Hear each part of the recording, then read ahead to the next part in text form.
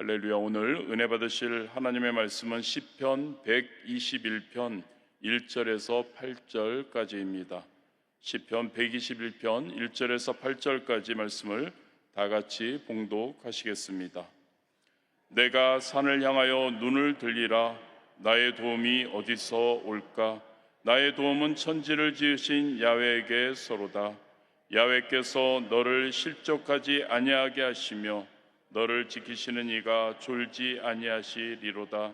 이스라엘을 지키시는 이는 졸지도 아니하시고 주무시지도 아니하시리로다.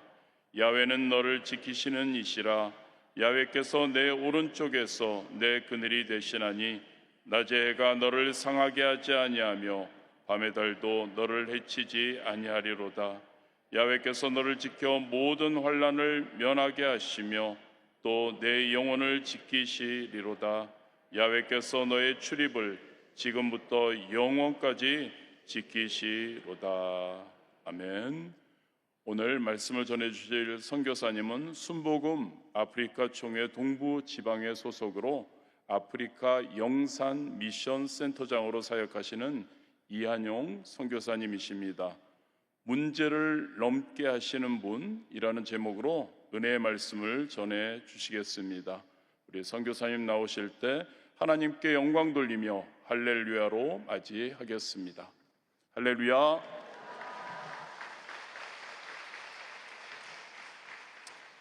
할렐루야.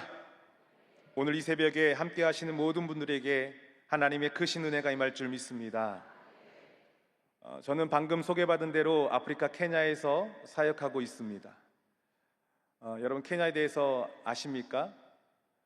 제가 잠시 케냐에 대해서 소개를 드리면은 케냐는 국토의 크기가 우리 한반도의 2.5배의 크기가 됩니다. 인구수는 5,500만 명이 거주하고 있고요. 42개의 부족과 60여 개의 언어가 존재하는 다민족, 다언어 국가입니다. 지리적으로는 동부 아프리카에 위치하고 있습니다. 여러분도 잘 아시다시피 케냐는 동물의 왕국입니다. 또 많은 관광객들이 사파리를 보기 위해서 아프리카 케냐에 방문하기도 합니다. 하지만 그 이면에는 빈곤과 교육 부족, 또 정치적인 부패, 그리고 종교적 갈등이 공존하는 땅입니다. 최근에는 기후변화로 인해서 극심한 가뭄과 홍수, 또 그리고 정치적 불안은 많은 사람들의 삶을 위협하고 있습니다. 이런 상황 가운데에서도 하나님의 복음은 살아서 역사하고 있고 놀라운 부흥의 열매들이 맺히고 있습니다. 할렐루야. 저는 현재 아프리카 영산 미션 센터를 중심으로 사역하고 있습니다. 케냐 영산신학교를 통해서 4차원의 영성과 절대 긍정의 신학을 우리 신학생들과 목회자들에게 훈련시키고 있고 그들에게 희망의 복음을 확장시켜 나가고 있습니다.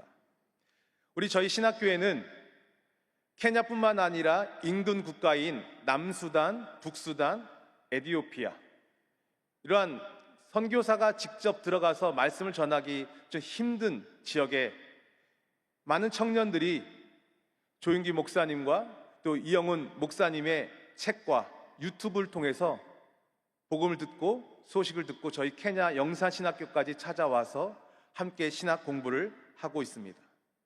그리고 이 졸업생들을 중심으로 도시 외곽과 미전도 종족, 그 지역에 교회를 세우고 자립 가능한 현지 목회자를 양성하는 교회 개척 사역을 감당하고 있습니다. 또한 차세대 선교의 핵심인 어린이 사역을 위해서 전문 사역자를 키우고 특화된 예배를 드리고 말씀 교육과 말씀 암송 등을 시키고 있습니다. 케냐에는 아이들이 상당히 많이 있습니다. 아직까지도 출산율이 상당히 높아서 아이들이 많이 있지만 교회 안에서 아이들이 방치된 채 그냥 제대로 된 신앙 교육을 받지 못하는 것이 참 안타까웠습니다. 또한 전문화된 어린이 전문 사역자들도 많이 없습니다. 그래서 그들에게 교육시키고 어린이 교육, 또한 교회학교의 교육의 중요성을 가르치고 있습니다. 이뿐만 아니라 구제사역을 통해서 음식을 먹지 못한 아이들에게 학교에서 급식을 지원하고 있고, 또 물이 없는 지역에 우물을 파서 또 마을 공동체와 함께 물을 얻을 수 있도록 돕고 있습니다. 학비가 없어서 학업이 중단된, 또 그래서 가난이 계속 대물림되는 그런 아이들을 일단 선별하여서 학비를 지원하고 그들이 계속해서 교육을 받을 수 있도록 돕고 있습니다. 또 우리 제자교회 가운데에는 우리나라 대관령과 같은, 강원도 대관령과 같은 젖소가 많은 지역이 있는데, 그곳에 성도들이 자립할 수 있도록 젖소를 분양하는 스스로 자립 프로젝트를 진행하고 있습니다. 여러분, 땅끝은 여전히 복음을 기다리고 있으며 케냐는 그 한복판에 서 있습니다. 특별히 저의 사역의 중심 가운데 있는 이 신학교 사역은 너무나도 중요합니다. 현지인 제자를 세우는 것이 정말 중요한데, 이러한 사역이 진행될 수 있는 이유는 여러분들이 후방에서 함께 기도해 주시고, 특별히 선교대회 때마다 선교사들이 본국에 찾아와서 영적으로 재충전받고 지난날의 사역을 돌아보며 함께 선교 보고를 하며, 또 여러분들이 선교 작정 헌금을 하고, 이러한 모든 기도와 헌금이 있었기 때문에 현장에 있는, 선교 현장에 있는 선교사들은 이러한 선교 사역을 계속해서 진행해 나갈 수 있는 것입니다. 이 자리를 빌어서 다시 한번 감사의 말씀을 드립니다. 저는 오늘 이 새벽에 문제를 넘게 하시는 분이란 제목으로 함께 여러분과 잠깐 말씀을 나누기를 원합니다. 오늘 우리가 함께 읽은 본문 121편은 예루살렘 성전을 향하여 올라가는 순례자들이 하나님 앞에 드렸던 노래입니다. 예루살렘 성전을 향하여 올라가는 이 순례자에게 있어서 가장 중요한 것이 있다면 하나님이 나를 지켜주신다는 확신일 것입니다. 사실 그 당시에 순례의 길을 떠난다는 것은 요즘과 같은 여행과는 차원이 다른 정말로 위험한 일들을 맞닥뜨릴 수 있었습니다. 생명도 내놓아야 할 만큼 대단한 위험한 일이었습니다.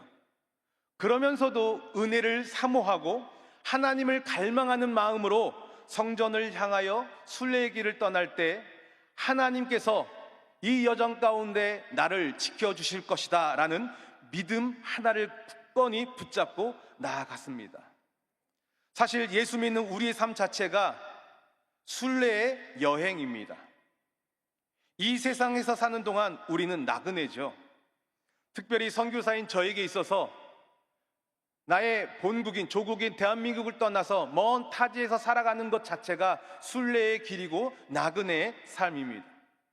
제가 15년 전 케냐의 선교사로 파송받아 가족들을 데리고 낯선 땅에 정착하면서 완전한 이방인, 나그네 삶을 아프리카에서 살아가고 있습니다. 초창기에는 참 힘들었습니다. 기후도 다르고 날씨도 다르고 언어도 다르고 음식도 다르고, 이 작은 아이들을, 자녀들을 데리고 그곳에서 살아간다는 것이 참 쉬운 일만은 아니었습니다. 그때마다 새벽에 일어나면 가장 먼저 주님을 부르게 됩니다. 제가 부르며 찾는 주님의 의미는 오늘 하루를 책임지고 인도하실 주님이십니다. 어떤 날은 좀 힘들고 마음이 부담되는 그런 하루도 있었습니다. 그래도 새벽에 주님의 이름을 부르면 제 마음속에 오늘 하루에 대한 기대가 일어나더라는 것이죠. 그래서 하루를 힘있게 시작할 수 있었습니다. 여러분, 오늘 이 아침에 많은 기도의 제목들을 가지고 나왔을 것입니다. 그런데 중요한 것은 우리 모든 문제를 주님 앞에 내려놓고 의탁하고 부탁하고 돌아가는 것이 너무나도 중요한데, 저는 사실 케냐와 한국을 오가며 비행기를 탈 때가 많이 있습니다. 특별히 선교대를 마치고 이제 케냐로 돌아갈 때면 수화물, 이제 이민 가방에 음식도 쌓고 우리 아이들이 필요한 옷도 쌓고 또 케냐에 필요한 물품들을 다 싸가게 되면 정말 짐이 많습니다. 정말 중요한 것들도 많이 있어요. 왜냐하면 1년 동안 먹어야 될 고추장, 된장도 넣어갑니다.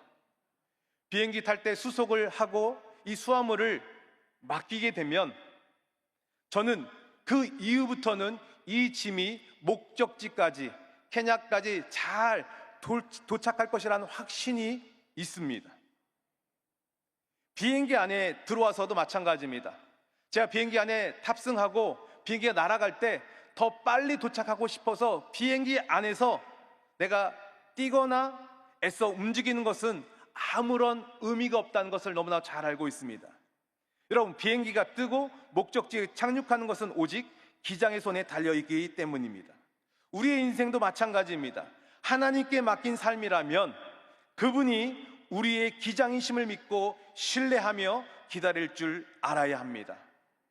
내가 조급하게 무언가를 하려 애쓰는 것이 아니라 하나님께서 가장 좋은 때에 가장 좋은 방식으로 인도하실 것을 믿고 의지하는 저와 여러분들 되시길 바랍니다.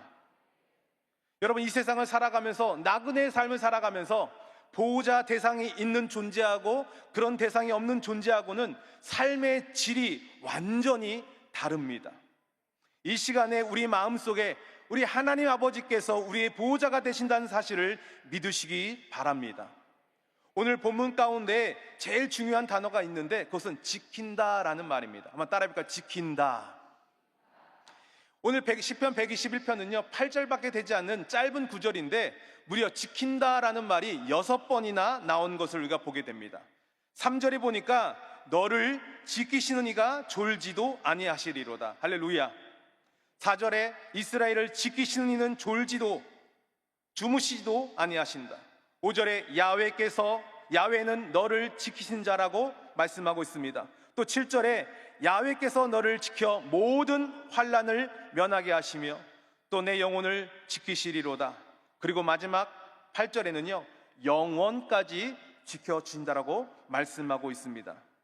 사실 우리가 어떤 사람을 지켜준다? 부모가 우리 자녀들을 지켜준다? 이것은 완전하지 않아요.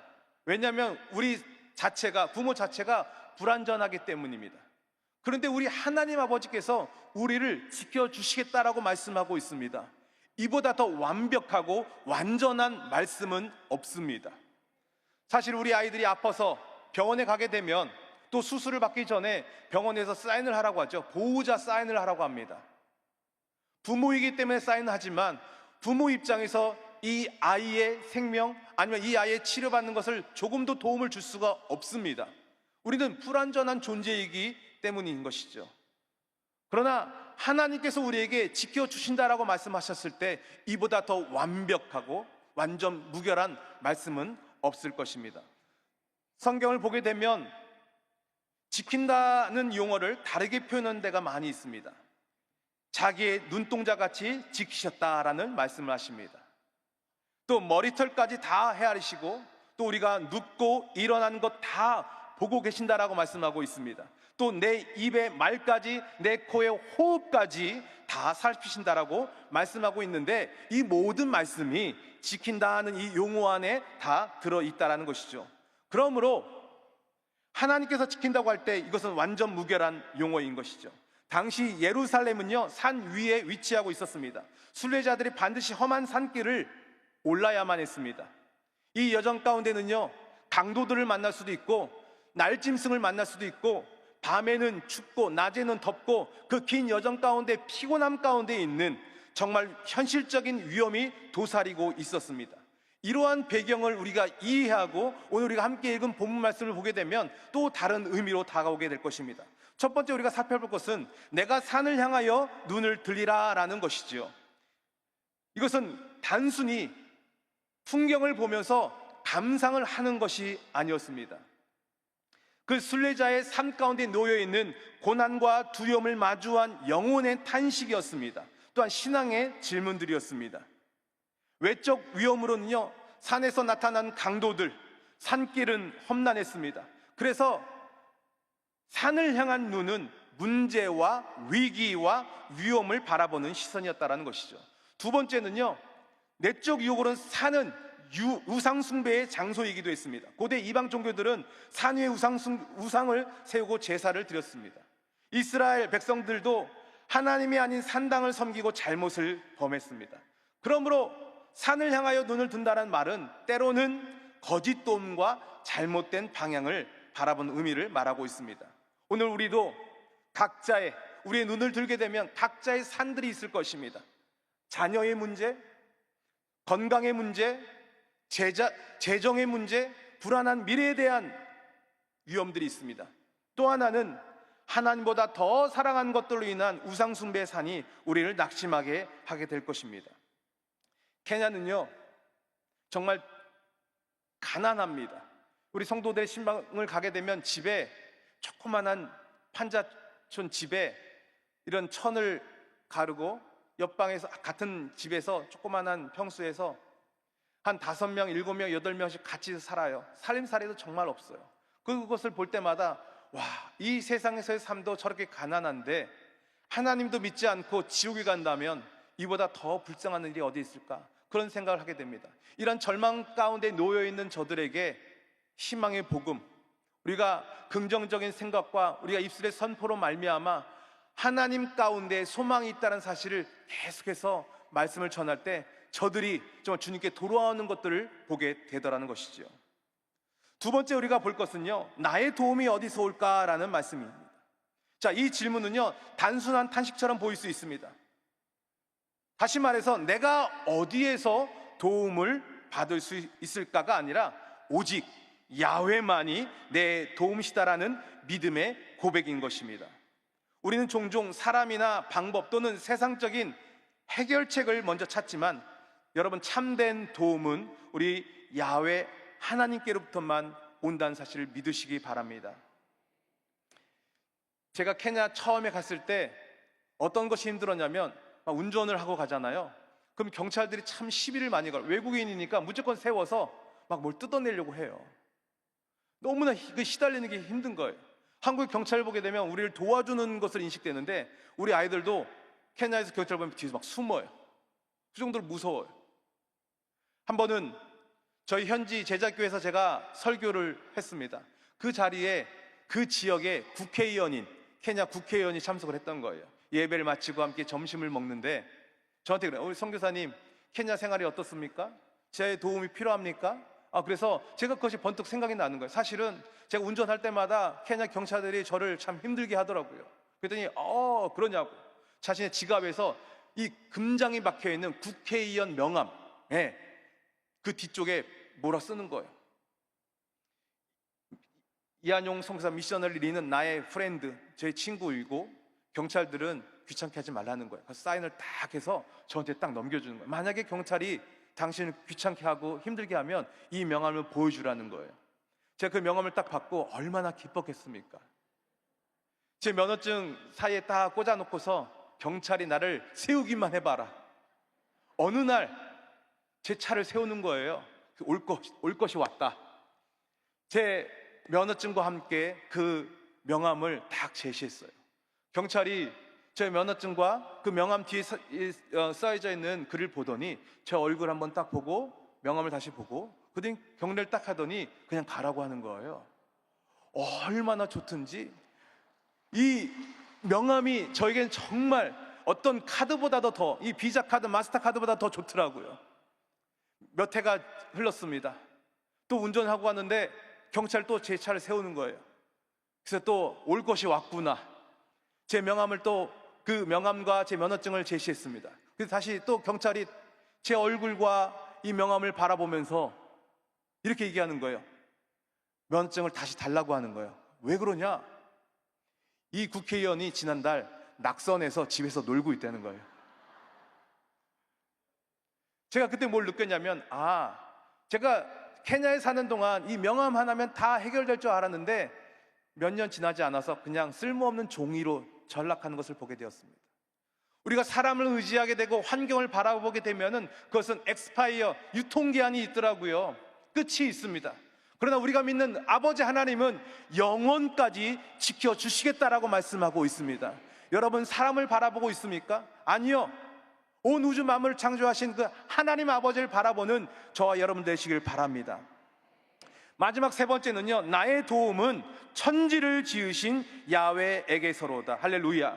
이 도움이라는 단어는 히브리어로 에제르라고 하는 단어입니다. 이 에제르라는 단어는요, 단순한 위로가 아니라 적극적으로 도와주고 적극적으로 개입하여 주시는 구원을 의미한다는 것입니다. 이 에제르라는 이 도움이라는 것은 하나님께서 위험을 막고 길을 인도하며 필요를 공급하시는 도움이라는 것입니다. 시편 기자는 단순히 말하지 않습니다. 천지를 지으신 야훼, 할렐루야. 전능하신 창조주를 강조하고 있습니다. 나의 도움은 산을 만드신 분에게서 오는 것임을 믿으시기 바랍니다. 나의 도움은 산을 넘게 하시는 분에게서 오는 것임을 믿으시기 바랍니다. 나의 도움은 산을 평지로 바꾸시는 분에게서 오는 것을 믿으시길 바랍니다. 우리의 문제는 크지만 우리 하나님은요, 천지를 지으신 크신 하나님이십니다. 제가 우리 사역지, 지방에 있는 사역지들이 있습니다. 제가 지내는 나이로비에서 300km 정도 떨어져 있는 정말 힘든 지역에 가게 됐는데, 그 지역은 상당히 더워요. 아이들이 다 반팔을 입고 있는데 제가 가면 아이들이 막 달려 나와서 선교사를 맞이합니다. 근데 한 아이가 혼자 긴팔을 입고 있는 거예요. 한 10살, 11살 먹은 여자아이인데, 이 아이를 불러서 왜 그러냐, 케냐 아이들은 악수하는 걸 참 좋아합니다. 악수 문화예요. 근데 이 아이는 악수를 하지 않고 쭈삐쭈삐 뒤로 가는 거예요. 그래서 불렀어요. 봤더니 이 아이는 손가락이 6개가 있는 거예요. 예전에 우리나라도 그랬잖아요. 6손이 있는 거예요. 총 손가락 12개. 이 아이는 참 창피하고 힘들어서 손을 다 감추고 있는 거예요. 제가 무슨 생각이 들었냐면, 한국이었으면 금방 수술하고 도와줄 수 있을 텐데 좀 안타까웠어요. 하나님이 이 아이를 어떻게 도울 수 있을까요? 기도하고 있는데, 한 2주 정도 지났을 때 케냐 한인 선교사회라는 곳이 있는데 거기서 메일 한 통을 받게 된 거예요. 이제 다음 달에 한국에서 연세 세브란스 의료팀이 케냐를 방문하게 되는데 성형외과 의사들이 온다는 거예요. 그리고 선교사님들 선교지에 혹시 성형외과 수술이 필요한 분들이 있으면 신청하십시오. 단 어린아이 우선순위, 이런 메일을 받게 되었습니다. 그래서 이건 정말 기도응답이다. 그래서 오시는 의사 선생님들의 양력을 보니까 세상에, 이분으로 말씀드릴 것 같으면 우리나라의 넘버원, 몇 년 전에 아마 여러분 기억하실지 모르겠지만 우리나라 주한 미국 대사님이 이 면도칼 피습을 받아갖고 80반을 꼬맸어요. 그것을 직접 집도하신 의사 선생님이세요. 그러니까 우리나라에서 제일 잘하는 넘버원, 이분으로 말씀드릴 것 같으면 한국에서도 돈을 싸들고 몇 달을 기다려야지만 이분에게 치료를 받을 수 있는 분이 직접 케냐까지 오셔서 그것도 무료로 수술을 해주신다니 얼마나 제가 감사했겠어요. 그런데 이 엄마한테 예를 비겠더니 엄마는 믿질 못하는 거예요. 내 딸의 손가락을 어떻게 자를 수 있냐는 거예요. 한 번도 이 수술에 대해서 생각해 본 적도 없고 그런 경험이 없는 거예요. 힘들게 설득하고 설명해서 드디어 그 아이를 데리고 병원에 데리고 왔습니다. 의사 선생님이 이 아이의 손을 딱 보더니 이거는 저에게 있어서 식은죽 먹기입니다. 금방 30분이면 끝납니다. 근데 이 아이가 펑펑 우는 거예요. 수술 안 받겠다고. 믿을 수가 없는 거죠. 근데 이 의사 선생님이 주머니에서 사탕 한 움큼을 꺼내서 이 아이 손에 딱 쥐어주니까 저 아이가 뭐에 홀린 듯이 수술실을 따라 들어가더라고요. 그리고 수술을 30분 만에 정말 깔끔하게 마치고 나왔습니다. 제가 그것을 보면서 우리의 믿음과 우리의 신앙이 정말 이렇겠구나. 저는 이 의사 선생님이 존재를 압니다. 어떤 분인지도 알고 있어요. 그런데 이 엄마와 아이는 믿지 못하는 것이죠. 눈에 보이는 이 산 같은 이 손가락을 어떻게 자르냐. 여러분의 신앙은 어떻습니까? 우리가 믿는 하나님 아버지는요, 온 우주 만물을 창조하신 하나님 아버지이십니다. 그 하나님 아버지께서 이 새벽에 여러분을 부르셨고, 우리 눈앞에 펼쳐진 그 산이 우리가 보기에는 넘을 수 없는 산이지만 우리 하나님께서 그 산을 지으셨다는 사실을 기억하시길 바랍니다. 사랑하는 성도 여러분, 우리는 산만 바라보는 인생이 아니라 산 위에 계신 하나님을 바라보는 인생이 되시길 바랍니다. 도움을 구하는 눈은 하나님께로 돌면 하나님은 반드시 응답하십니다. 선교지이든지 한국이든지 우리가 서 있는 자리에서 하나님은 지금도 끝까지 우리를 지켜 보호하고 계십니다. 케냐에서 하나님이 우리의 문제를 해결하셨듯이 오늘 이 새벽, 이 시간 나와 드리는 우리의 기도를 통해서 도우시는 하나님의 손길을 경험하는 저와 여러분들 되시기를 주님의 이름으로 축원드립니다. 기도하시겠습니다. 전능하신 아버지 하나님, 이 시간 우리의 도움이 되신 하나님을 찬양합니다. 이 새벽에 우리의 삶의 무거운 짐과 문제들을 주님 앞에 내려놓습니다. 우리의 시선을 산이 아닌 산을 지으신 주님께로 돌리게 하여 주옵소서. 믿음으로 산을 넘게 하시고 기적을 경험하게 하여 주옵소서. 이 땅과 열방 가운데 아직도 복음을 듣지 못한 영혼들이 있습니다. 어둠 속에 방황하는 수많은 사람들에게 생명의 복음을 전하는 선교의 사명을 우리가 잊지 않게 하여 주시옵소서. 우리 한 사람 한 사람이 선교의 마음을 품게 하시고 기도로, 물질로, 우리의 삶으로 주님이 가장 기뻐하시는 복음 전파의 통로로 쓰임받게 하여 주시옵소서. 우리 교회를 통해 열방이 하나님을 예배하게 하여 주시옵소서. 오늘도 시작되는 하루 가운데 도우시는 주님을 만나게 하여 주시고 우리와 동행하여 주옵소서. 예수님의 이름으로 기도드립니다. 아멘.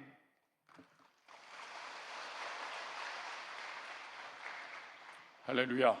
은혜의 말씀을 주신 선교사님께 감사의 박수를 한 번 더 드리겠습니다. 주기도문 하시겠습니다. 하늘에 계신 우리 아버지여, 이름이 거룩히 여김을 받으시오며 나라가 임하시오며 뜻이 하늘에서 이루어진 것 같이 땅에서도 이루어지이다. 오늘 우리에게 일용할 양식을 주시옵고 우리가 우리에게 죄 지은 자를 사하여 준 것 같이 우리 죄를 사하여 주시옵고 우리를 시험에 들게 하지 마시옵고 다만 악에서 구하시옵소서. 나라와 권세와 영광이 아버지께 영원히 있사옵나이다. 아멘.